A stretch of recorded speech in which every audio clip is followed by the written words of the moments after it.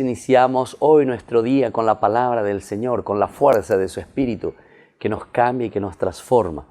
Estamos en este jueves tercera semana del tiempo de Pascua. El libro de los Hechos, estamos en el capítulo 8, 26, 40. El ángel del Señor dijo a Felipe: levántate y vete hacia el sur, por el camino que baja de Jerusalén a Gaza. Es un camino desierto.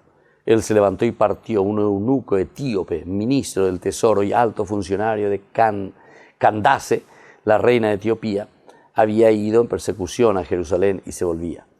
Sentado en su carruaje, leyendo al profeta Isaías, el Espíritu dijo a Felipe: acércate y camina junto a su carro.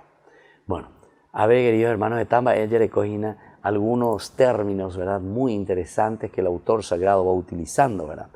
Antes que nada, es la fuerza, ¿viste?, del Espíritu del resucitado. El ángel del Señor es el que le envía a Felipe.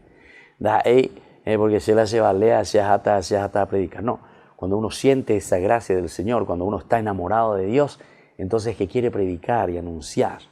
Levántate y ve hacia el sur por el camino que baja a Jerusalén. Por el camino que baja. ¿Verdad que dice que hacer un encuentro con Cristo implica también un proceso? Implica hacer un camino. Implica un camino que baja hacia Jerusalén. Entonces, Jerusalén siempre ha sido considerada dentro de los libros históricos como la ciudad bendecida por Dios.